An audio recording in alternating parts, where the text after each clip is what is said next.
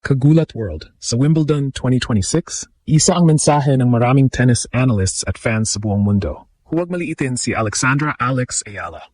Mula sa pagiging isa lamang promising young talent, ngayon ay isa na siyang legitimate contender na binabantayan sa All England Club. Ang kanyang projected number 29 seeding ay bunga ng napakagandang grass court campaign na kinabibilangan ng WTA 125 title sa Birmingham, runner-up finish sa Eastbourne at semi-final appearance sa Berlin Open. Lalong lumakas ang hype matapos niyang talunin ng ilan sa pinakamahuhusay na grass court at world-class players. Una niyang pinabagsak si Donna Vekic sa Berlin bago niya ginulat ang dating Wimbledon champion na si Elena Rybakina sa straight sets. Kasunod nito ay isa pang malaking panalo laban kay Elina Svitolina na lalo pang nagpatibay sa paniniwala ng marami na kaya niyang makipagsabayan sa elite ng WTA Tour. Marami ring analysts ang naniniwalang swak na swak sa grass ang kanyang laro. Ang kanyang left-handed angles, aggressive baseline attacks, slice variation, at inside-out forehand ay nagbibigay sa kanya ng armas laban sa kahit sinong kalaban. Sa draw, magsisimula siya laban kay Renata Zarazua, habang posible namang makaharap ang nagbabalik na si Serena Williams sa second round at defending champion na si Iga Swiatek sa round 3 kung parehong usad. Sa edad na 21, hindi na lamang underdog si Alex. Isa na siyang pangalan na seryosong pinag-usapan bilang posibleng dark horse.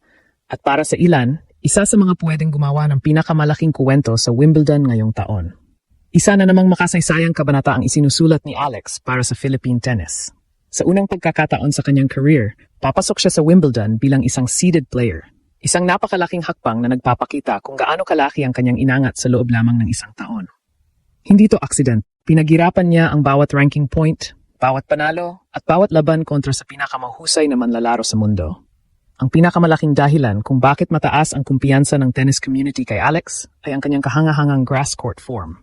Hindi lamang siya nanalo ng WTA 125 title sa Birmingham, naging runner-up din siya sa Eastbourne at umabot sa semifinals ng Berlin Open. Isang tournament na puno ng elite players na ginagamit bilang paghahanda para sa Wimbledon. Sa Berlin, nagsimulang maniwala ang marami na handa na talaga si Alex para sa pinakamalalaking entablado. Una niyang tinalo ang dating Wimbledon finalist na si Donna Vekic. Ipinakita ang kanyang composure sa mahabang rallies at ang kakayahang kontrolin ang bilis ng laro gamit ang kanyang left-handed patterns. Pagkatapos nito ay dumating ang isa sa pinakamalalaking panalo ng kanyang career, ang straight-set victory laban kay Elena Rybakina, isang dating Wimbledon champion at isa sa pinakamalalakas na grass court players sa mundo. Ang panalong iyon ay hindi lamang simpleng upset, isa itong malinaw na pahayag na kaya niyang makipagsabayan sa kahit sinong top player kapag nasa tamang kondisyon siya. Hindi doon nagtapos ang kanyang impressive run. Nadagdagan pa ito ng panalo laban kay Elina Svitolina, isa sa pinakamamatitibay na veterans sa WTA Tour. Ang sunod-sunod na panalong ito laban kina Donna Vekic, Elena Rybakina at Elina Svitolina ang naging pundasyon kung bakit maraming analysts ang nagsimulang isama si Alex sa listahan ng mga posibleng gumawa ng deep run sa Wimbledon. Marami sa mga eksperto ang nagsasabing ang playing style ni Alex ay halos ginawa para sa grass courts. Bilang isang left-hander, natural na nagbibigay siya ng awkward angles na mahirap basahin.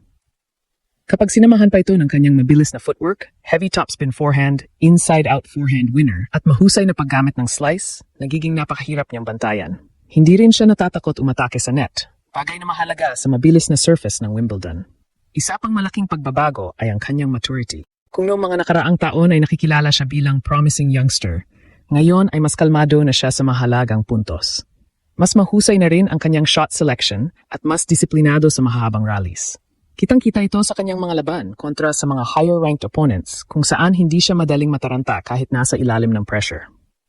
Sa Wimbledon draw, magsisimula siya laban kay Renata Zarazua, isang laban na maraming observers ang naniniwalang magandang pagkakataon para makakuha siya ng momentum.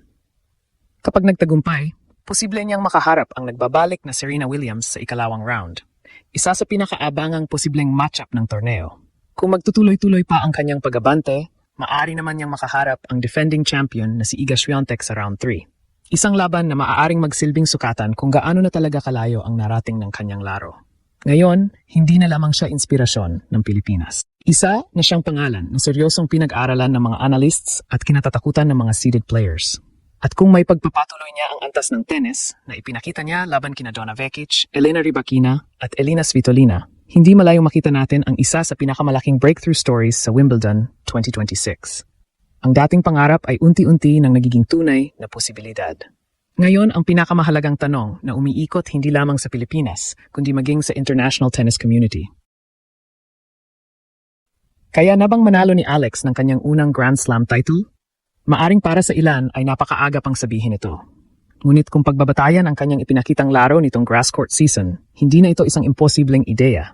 Sa katunayan, maraming tennis analysts ang naniniwalang nasa tamang direksyon ang kanyang development at maaari siyang maging isa sa mga pinakamapanganib na players sa draw. Hindi naman ito dahil lamang sa kanyang ranking o pagiging seeded player.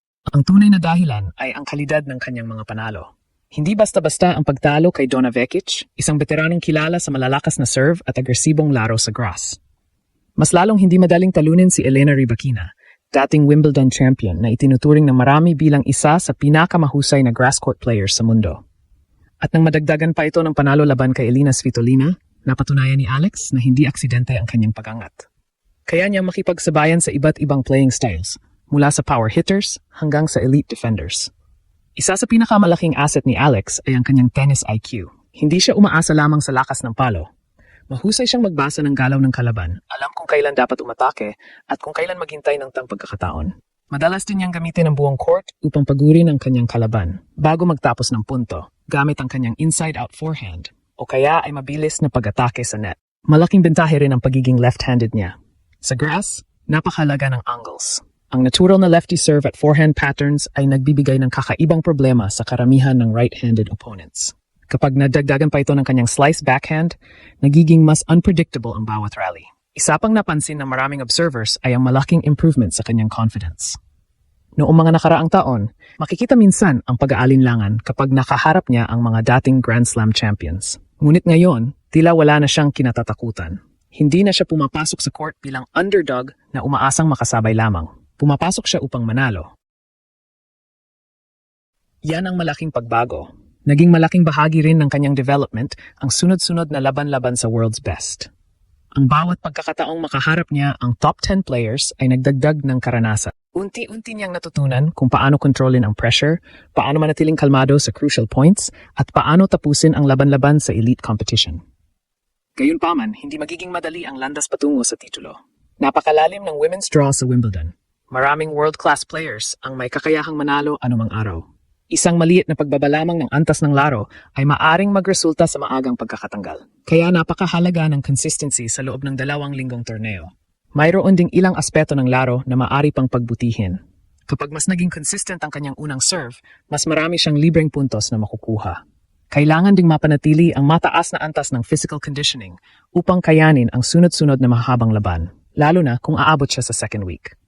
Ang kanyang transition game sa net ay isa ring sandata na lalo pang maaaring maging mapanganib habang tumatagal ang torneo.